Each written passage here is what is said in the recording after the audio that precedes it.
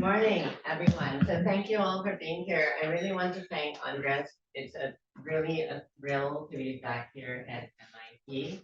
I want to thank the rest of the Rez de Ville team as well. It's super interesting stuff, and it's prompted me to really think more deeply about a lot of things. So, okay. So I'm Associate Professor of Urban Planning at UCLA, also Associate Faculty Director of the UCLA Luskin Institute on Inequality and Democracy.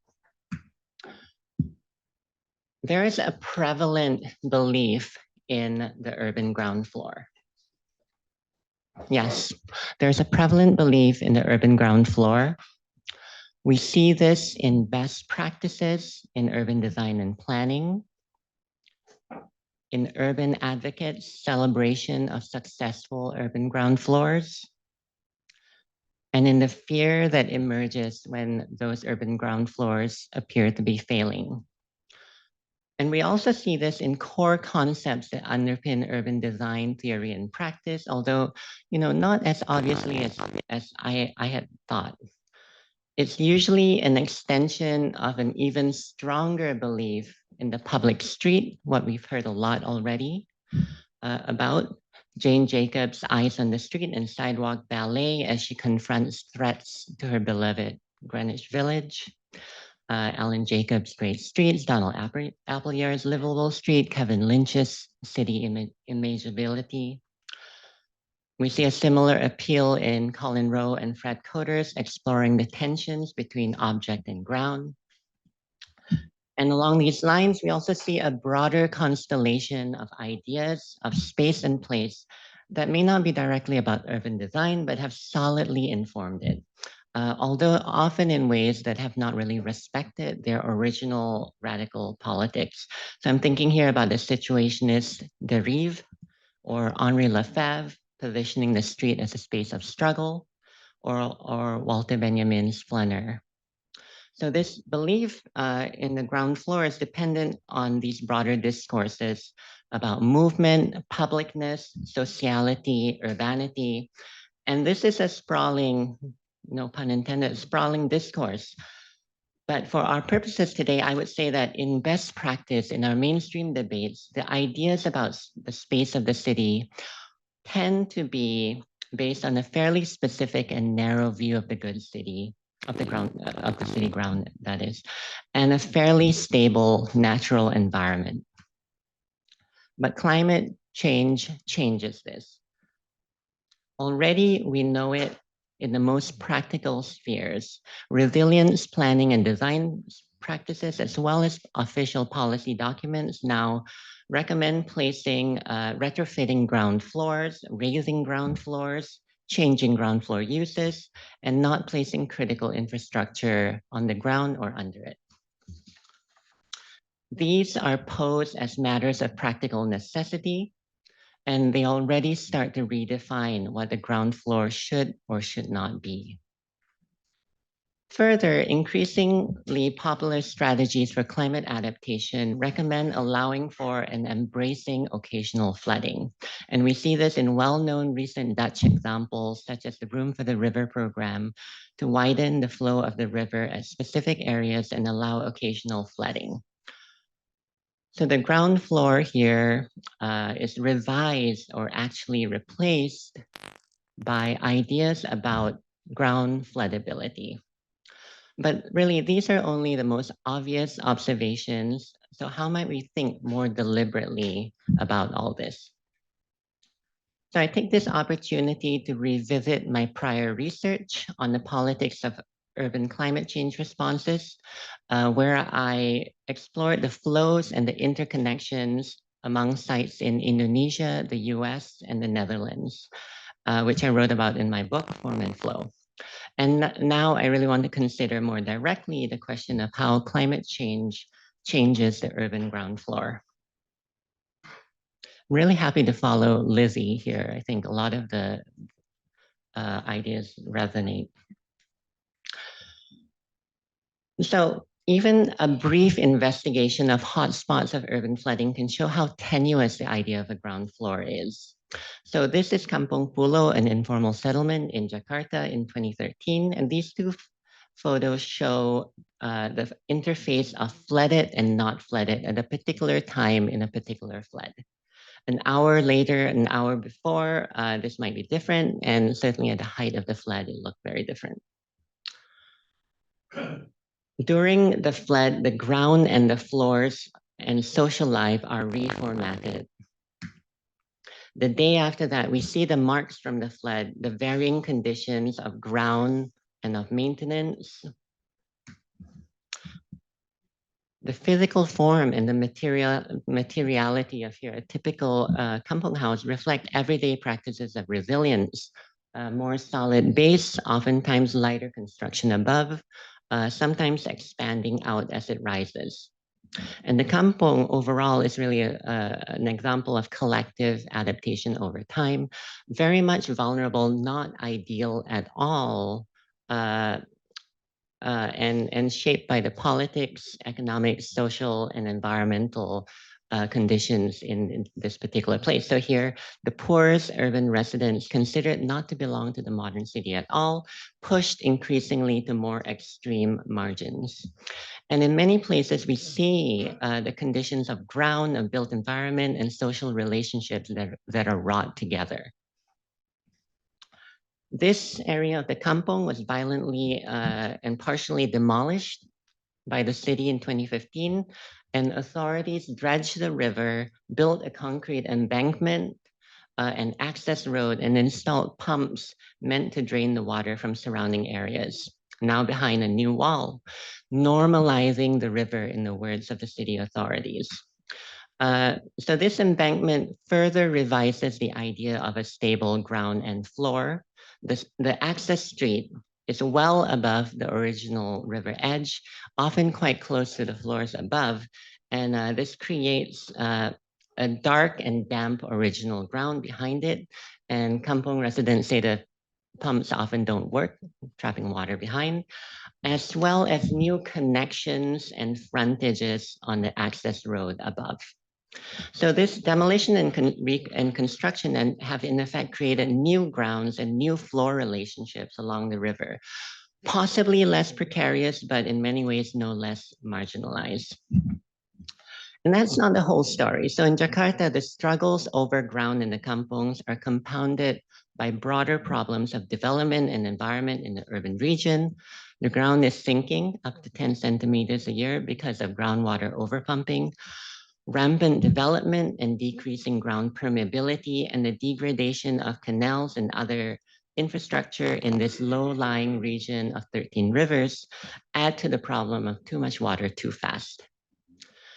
All along the watershed from the headwaters in central Java to the old city by the Jakarta Bay where Dutch colonizers first established Batavia and the first canals, we can trace how conditions of ground, development type, slope, ground cover determine how water soaks or flows or floods.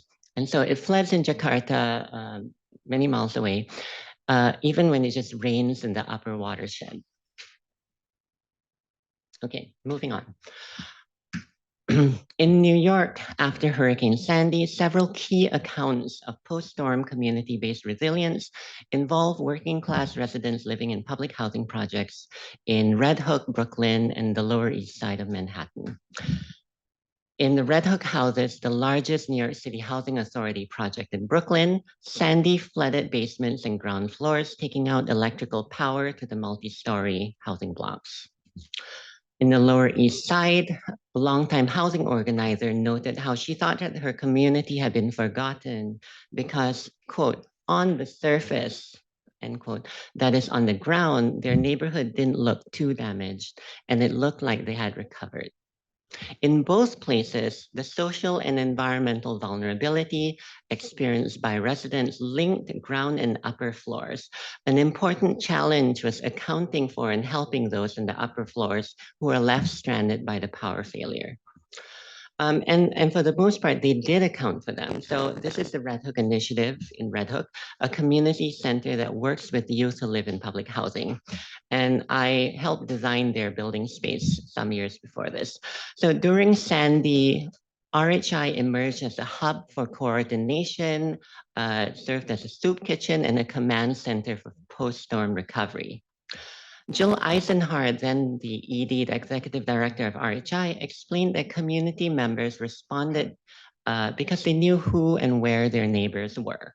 And this was because of their shared history, their shared space, and the organizing and community building that had gone on well before the storm. And to me, it's interesting how the community sociality that's dreamed of by people like Jane Jacobs in her Eyes on the Street are really not always about eyes on the street, really, but a kind of knowledge about who you're living close to and what their challenges are. So here, in spite of the vulnerability of the ground floor, I'm going to skip this slide. So here, the idea about ground and floor cannot be separated from the status of NYCHA housing. It is a durable, indeed resilient example of a public system that has persisted through different ideas of housing over time. But it also really exposes the insufficiency and injustice of popular urbanism and dominant ideas about the ground floor. The institutionally marginalized status of public housing informs its continued vulnerability and ground floor conditions. So temporary boilers outside the Red Hook houses were there for years and increasingly looked like they might become permanent. And recent efforts to address continually budget stressed and maintenance deferred public housing have recommended things like mixed income infill development in the manner of our best practices. But the realities on the ground, how communities have responded and can respond, possibly invite other ideas from us. So the Netherlands is this kind of exemplar of the instability of the concept of ground. So here the ground is not only physically and spatially constructed, but socio-ecologically constructed. So social and ecological processes intertwine. Historically, from the 12th century on, the polder system involved a collective institutional action to drain bogs and create ground for farming usually. So we see landscapes like this, disconcerting at first for those of us who don't expect to see water levels so much higher than the land. And like this, where you cannot help but understand that you are below the level of the dike.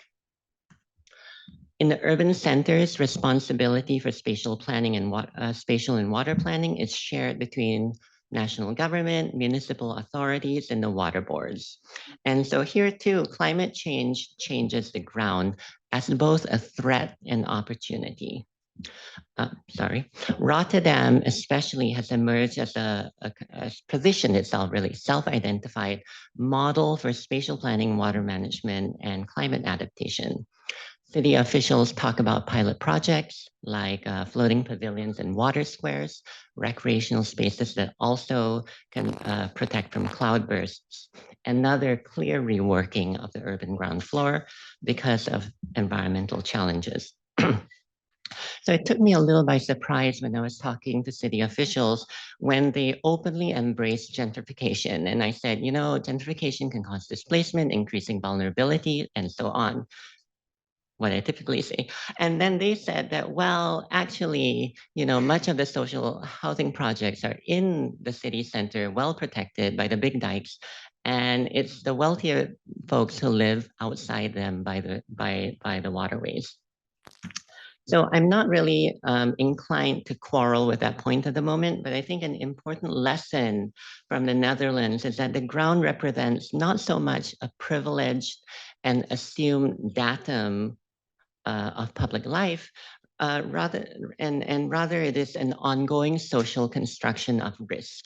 So you see this in the literal ground in Rotterdam and also in a flood barrier 30 kilometers away, part of the Delta works that makes Rotterdam even possible.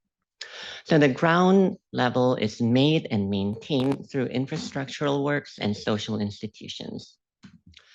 Indeed, the idea for something like room for the river is not unique. It's basically make room for water, but its implementation does seem to be particularly Dutch. A reasonably top-down approach appeals to broader social goals, an understanding of the ground as socio-naturally constructed, and practical approaches to implementation. So in each site, the urban ground has always been a socio-natural product produced by systems of political ecological change over time. In Jakarta, the ideology of water planning and socio-spatial exclusion since the days of Dutch colonization through post-colonial nation building and city building. In New York, the geographies and ideologies of housing the poorest residents and the cycles of investment and disinvestment of which. In the Netherlands, a social and institutional system of ground reclamation and construction, now 8 centuries in the making, and in somewhat reductive ways being exported to countries and cities all around the world. Climate change in both impacts and responses reveals the tenuousness of the ground and the socio-natural systems arising from it. So how do we think about these changing grounds? I look to the work of designers and thinkers like Anuradha Mathur and Dilip Dakuna, whose work I've referenced before in my writing. Their investigations of the Mississippi and the Mumbai estuary question any kind of fixed notion of stable ground of land and water. Taking a sectional view through the estuary, they vividly show how the condition of wetness is not separate from the social relationships on the ground. The variably soaking ground and the social relationships form together. So it is distinctly sociospatial and indeed socio-natural. So I also look to the work of folks like scholars like Anne Rademacher, whose ethnography of riverscapes in Kathmandu showed how the same ground along the shifting land and river interface represents highly different views, different things, depending on your point of view. And I think if we think about it this way, we might think not of the ground floor per se, but of terrains of socio-natural change and struggle informed by historically specific power relationships. So in Red Hook, Jill Eisenhardt always emphasized the common ground from which Red Hook which is how their constituents are able to know and care for each other. So she means the literal ground, the commonality that comes from the shared struggle of Black and Brown people living in public housing in this part of Brooklyn. So finding common ground means to find shared ideas or opinions about something. And I think it also means to find shared ground. But climate change tests and necessarily puts into question lots of assumed and shared everyday knowledge. It puts stress on matters of the common, including ideas about the common ground. And this, I believe, opens up the political project of urban grounds beyond the ground floor. This is a little bit of speculation right now, but I think it invites us to envision other means of commonality and sociality and other means of inhabiting space, like around collective historical struggle, as in Red Hook or the kampungs of Jakarta, and the movement and interactions they entail on the variable grounds and across multiple levels of the city. So these are social relationships not defined by a particular groundedness, only one ground floor, but of different ways of inhabiting ground. Thank you.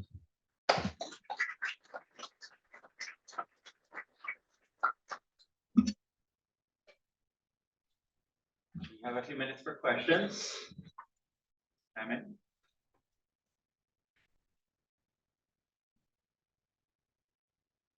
Hello. Yes. I don't know. Go first. It's fine. Thank you. That was fabulous. I can't help but think that also, I think in your closing comments of the retaking a new common ground, back to David's on drawings the first day of extending the idea of frontage not principally horizontally, but just how now extended, and also you showed some changes in section, but to imagine how that could be coupled with diagrams for you of really looking at the exact same thing, extending the frontage as well as in section, and just I think really does reinforce the creative view. Yeah, I think that's a really good point. I really appreciated that those diagrams that extended the sort of presumed public ground floor throughout. And one you can definitely think about, I think it would be really interesting to extend that up and down. One of the things, the question that comes up might be like, well, where do you stop? Like, what is then not part of that space that you're very interested in? And it could be that in some ways it's contingent on the question that you're raising for yourself. It's contingent upon the place that you're looking at. And I think that's fair to say, but also then how do you, because many of us are planning scholars, how do you fold that back in to, ideas about a normative urban planning? Well, I think also it's easier to imagine how social relations can be stretched horizontally than I think it is to imagine those social relations being stretched vertically, and that becomes a really interesting space. Yeah. More for the designers.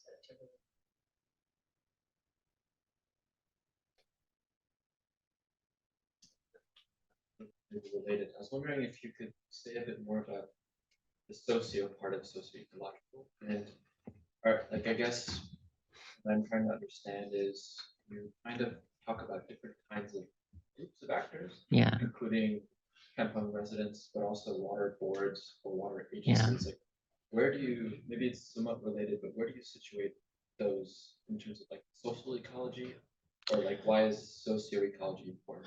Yeah, that's a good question. So I'll start with let's say the Netherlands, and then like Dutch models of adaptation that are being exported. Like if you look at what can happen on the ground in the Netherlands, it often depends on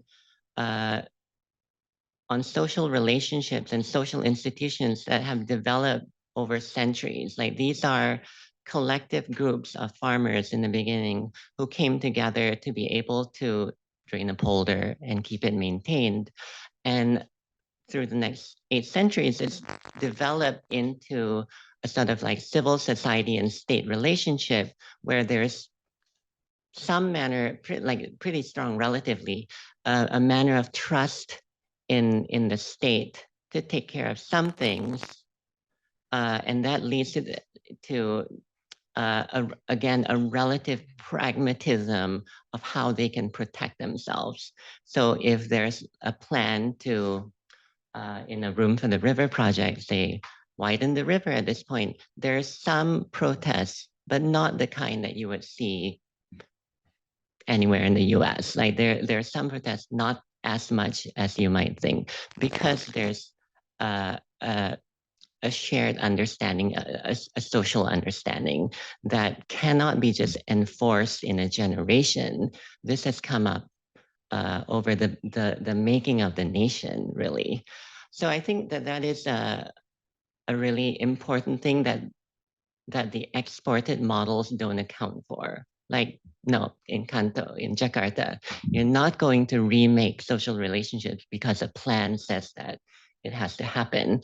I'm not talking about Singapore right now, but like we saw some examples from Singapore yesterday. There too, I think now like 50 more, 60 plus, 70 years, decades of building a society that trusts or considers itself like enforceable by the state in a particular way that opens up different ways to inhabit things like the public housing projects. And again, you couldn't do that in a day in a US city. We don't have those social relationships. So I think when we think about how places need to change because of climate change. We have to think about the basis for how social change can happen alongside us adapting to environmental threats.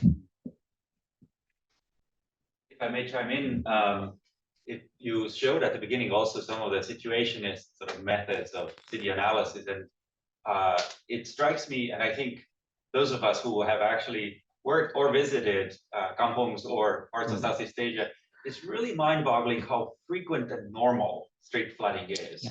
It's not like we think here that there's a storm every 2 years and there's some streets in the seaport that get flooded. It's almost a daily occurrence. When there rains, streets are flooded and everybody's used to it.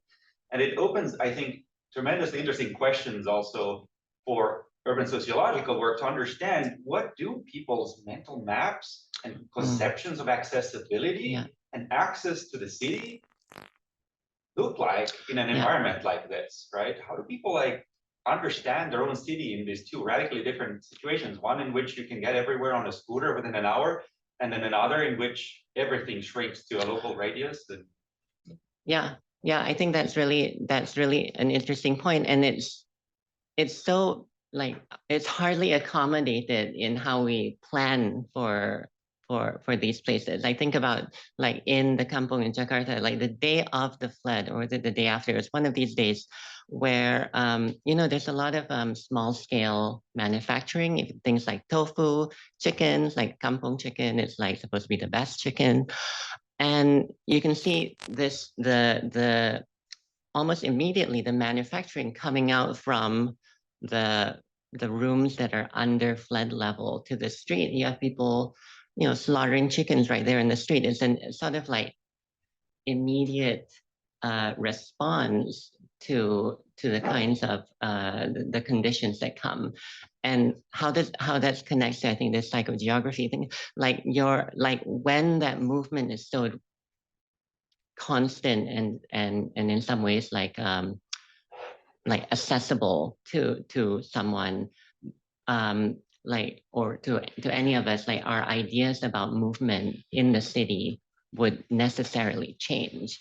And I think like if you think about a mental map from that perspective, and like how do you understand movement and relationships in the city? I think I just echoing you really. I think it's really interesting. Yeah, I'm originally from New Orleans. Some of my cousins are out on Southeast Louisiana, world's first climate change refugee communities. I think about the problem of them relocating, and then that scales up to proposal to move the capital city of Indonesia in Jakarta to elsewhere. And then thinking about it kind of goes beyond resilience, and perhaps like how do you foster continuity for the population that is able to relocate, but then poses a lot of questions about who and what is left behind.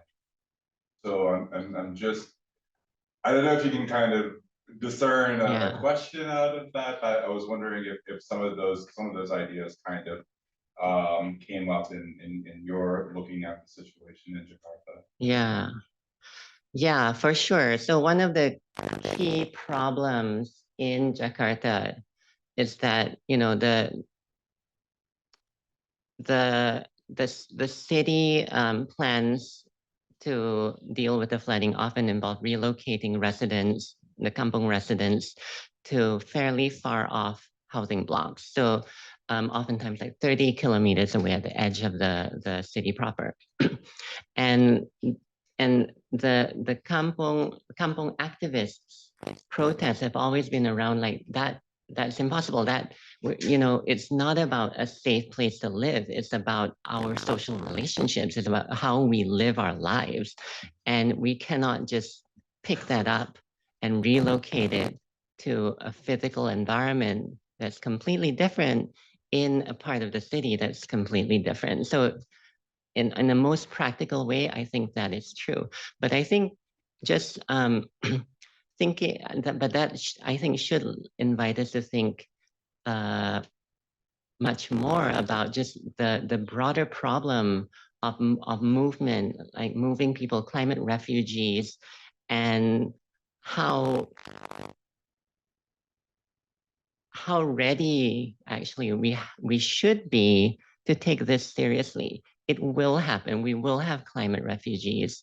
And I think it's on all of us, I think, to consider how social relationships can be enduring, even if a lot of the kind of like touchstones of like that anchor our relationships are in many sites failing. You know, a lot of the protests against eviction is because we don't know how to do that. Like kampong residents and planners and scholars cannot imagine how those relationships get recreated in other places. The moving the capital issue is interesting because in many ways the social relationships don't cross over. It is for those of you who don't know, Jokowi, the current president, is trying to relocate the capital of Indonesia to a whole other island of Borneo. But it's the administration that's moving, and a lot of it is due to the environmental threats, but it's also because of politics wanting, I think, for Jokowi uh, to have a better, a more central claim to power for the nation, not just in like the elite city. So the politically the administration moves, but socially all these often threatened relationships on the ground in a sinking city more or less remain. So how, yeah, that move leaves a lot behind.